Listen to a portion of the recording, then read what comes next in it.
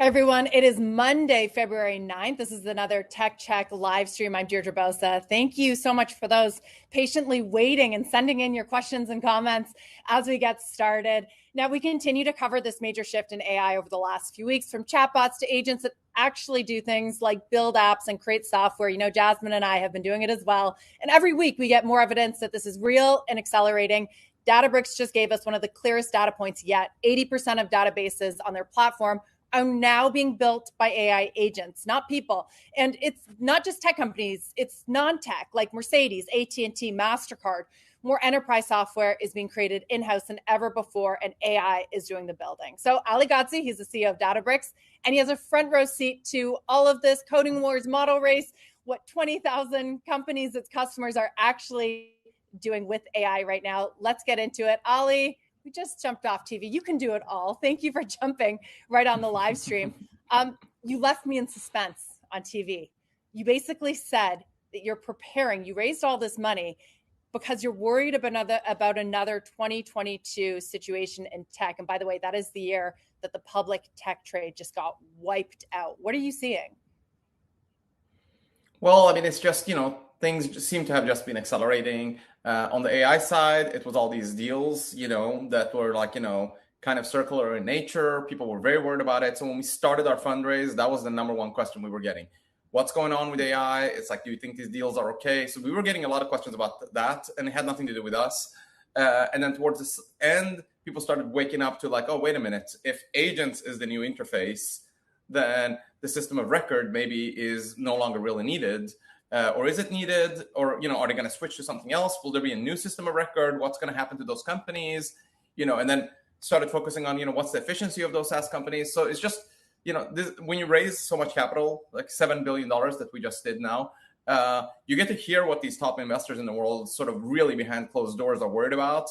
And it's just, there was too many questions about these kind of things that got us worried. So we said, hey, we better get really well capitalized now, just in case. And kudos to my board also, which also pushed us like, hey, we got to capitalize now because who knows what's going to happen. So that was it. I'm not saying definitely it's going to happen, but there were kind of a little bit 2000 vibes around it. So we just wanted to, be safe. Right. And it felt like that started sort of late last year, right? All of these bubble questions were coming to the surface. And you, Ali, the reason I like talking to you so much is you've always been sort of like clear-eyed. It's never all good, never all bad either. But what are you seeing? Because you have like a front row seat. You see everything that's happening with your customers. You have such a good view of AI as a whole. Are you becoming more concerned? You mentioned the circular funding, valuations. How do you feel in this moment? Yeah, I mean, I think that what happened is that we had these amazing consumer breakthroughs with ChatGPT, and then we saw coding happen, but then we didn't see much else happening for a while. But then everything kept getting bigger and more and more headlines. So that was the worry. What I'm seeing right now is that we're finally starting to see that the knowledge worker is starting to use these things. As I said, we launched this Genie product that wasn't even our main focus.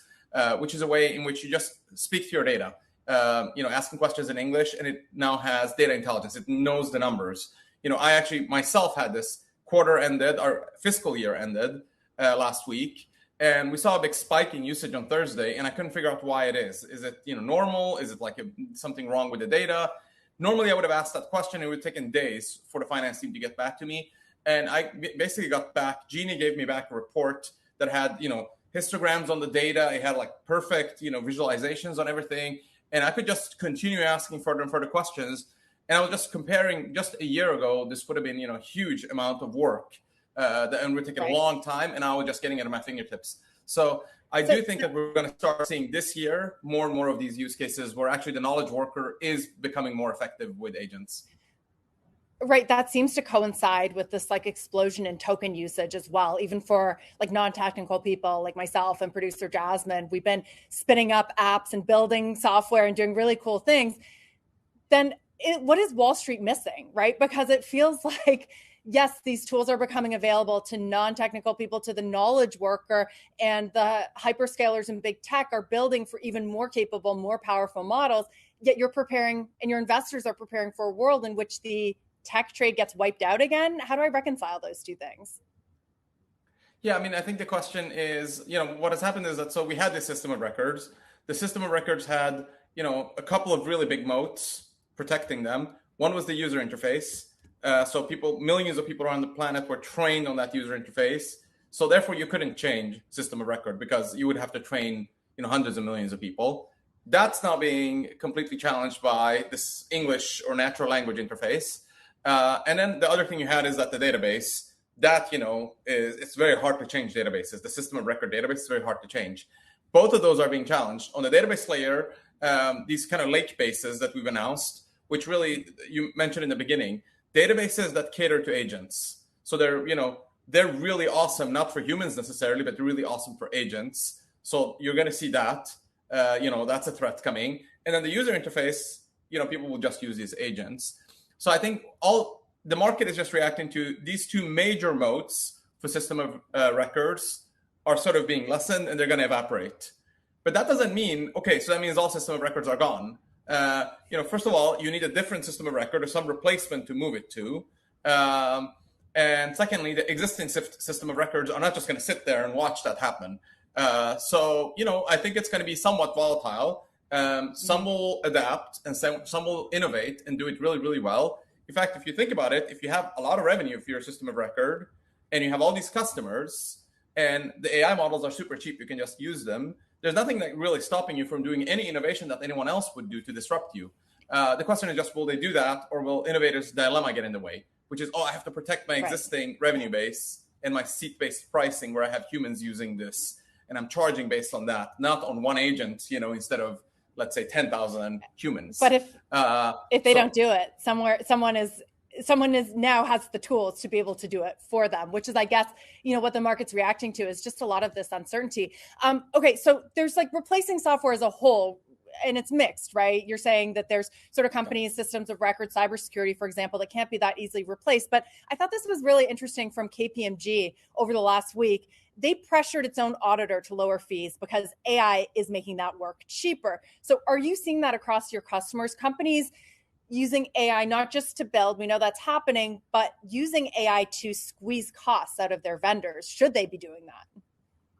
Absolutely. I mean, that's one of the most common use cases, you can, a lot of the work that was done before, you can now lower the cost of it. Royal Bank of Canada, basically similar, like you had these analysts, equity research analysts that would write these reports. Earnings calls came out. How's this company doing? That now you can with AI do all of that research in a heartbeat. In fact, to be specific, in less than 15 minutes, they can get the earnings call from all the competitors, compare it, contrast with the rest of the market, get all of that done with an agent. And then the equity analysts can, put the finalizing touches and really what is the actual recommendation and the really deep insights that they might have. But, of course, that product, those kind of products, the TCO and the cost of goods sold is going to change for a lot of these businesses. So people are putting pressure. Right? Why should I pay this much when I can actually lower the cost of this portion of it? Right. So that's happening as well. So the question is, what exactly will come out of it? I think just last 10, 15, 20 years, people were just thinking of SaaS as safe haven.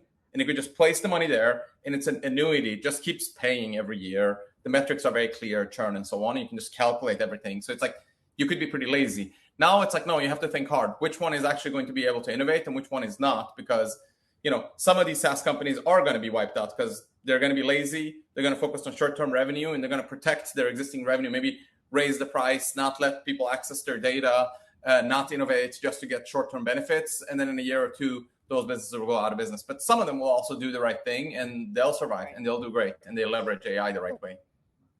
Right, but what you're talking about is a whole re-rating of an entire sector, which is, I guess, what we're watching.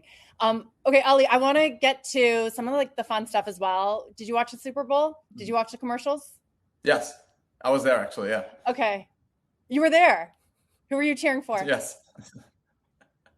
Seahawks, but, so Good. Had to leave early. Yeah. Okay, we're a Seahawks household, and we can forgive you for leaving early because it was, not the most interesting game in the world. Okay, so yes. I'm sure you saw the commercials either way. Who won, in your view, in terms of AI commercials? Well, I mean, look, there were different varying of how interesting they are. There's many different ways to analyze those commercials. No, come on, you can tell us one. Which one? You don't need to hedge. Well, look at well, okay. Here's an interesting perspective that I will provide as a CEO. That maybe a lot of people will not think from this perspective. How many of their ads are just chest thumping and kind of boasting, and how many actually will have real ROIs for those companies? If you look at it from that lens, you might actually end up with a different set of ads that you like and ads that you don't like. Who won in those terms? I don't know. Google. I like the positive they showed ones, how you right? actually use it. Yeah. Yeah, I think the positive ones are the important ones where you can actually make a change in your life and you can do great things with AI. Those are the ones that I like. I think Fair. Providing some positivity. There's so many kids coming out of school. What's in it for them? What's going to happen with their future and so on. I think that those that can kind of paint a future that's compelling for the next generations. Those are the ones that I'm kind of that Fair I think enough. I won't press you further. I think we can guess which were the positive and which were not so positive. Just this last thought from Jasmine. She was talking about the 2022 Super Bowl, known as the crypto bull because of all the crypto ads. And that preceded the popping of the crypto bubble. Given what we started talking about, do you worry about that for AI? The idea that it has gone so mainstream, the Super Bowl was filled with these ads, that maybe it can't live up to all the hype? No, I don't think that the Super Bowl is going to be a predictor of how this whole thing pans out. I do think that, AI is going to be completely game-changing for the planet and for, all of our futures. There's no doubt about that. The question is just exactly who and who are the winners and who are the beneficiaries and who are maybe the losers. And yes, it's going to create volatility. There's also so much investment going on the hardware side of it, right? Data centers, energy, will we need that much of it? Are we overbuilding? Are we not overbuilding? So I just think that there's going to be, it's just unprecedented how much investment is going into the space. I mean, as I said, right, last year, GDP growth would have been less than 1% if you hadn't counted for all the AI. So, there's just so much of the capital is going towards this. So what's going to happen? And then you have these startups that, seem promising, but with zero revenue have billions of dollars. Some of them, tens of billions of dollars of valuations. Those are kind of insane amounts of money. So I think that, you just have to be very careful, and broad brush is going to be difficult here. So no, I don't think that the Super Bowl, just because we had AI ads, that's going to, the end is near. Fair enough. So the AI ads are not a top.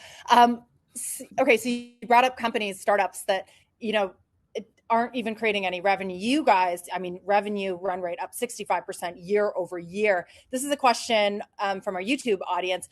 Why do you need to raise funding and debt now, especially since you're free cash flow positive? Yeah, we just wanted to, this is a tail risk. I wouldn't say this is not a prediction of what's going to happen. But let's say if a year 2000 kind of event happens, like the IT bubble bursting, that took 3-4 years. So you'd like to have enough capital to be really on the safe side, no matter what happens, right? Anything can happen to your revenue and all kinds of things in those scenarios. We just wanted to be protected for that scenario so that we could continue building, because we're so bullish on AI and the future of it. We just want to be continuing to focus on that instead of having to suddenly, change everything or do layoffs as 2022 required everyone to do. And it's very hard to focus on the future if all you're doing is downsizing and, trying to lose, costs. Right. So that's really what was behind it. The private markets are very accessible to you guys and a few others right now. Last few sets of questions, Ali, I like to ask getting harder?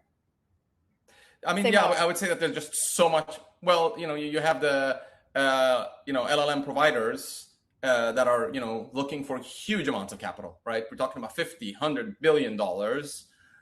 So at some point, it seems the private coffins are also getting kind of depleted. In this particular round, that's why when we started, we said, hey, we're going to raise 3 to 5, because we weren't even sure we were going to be able to get to 5.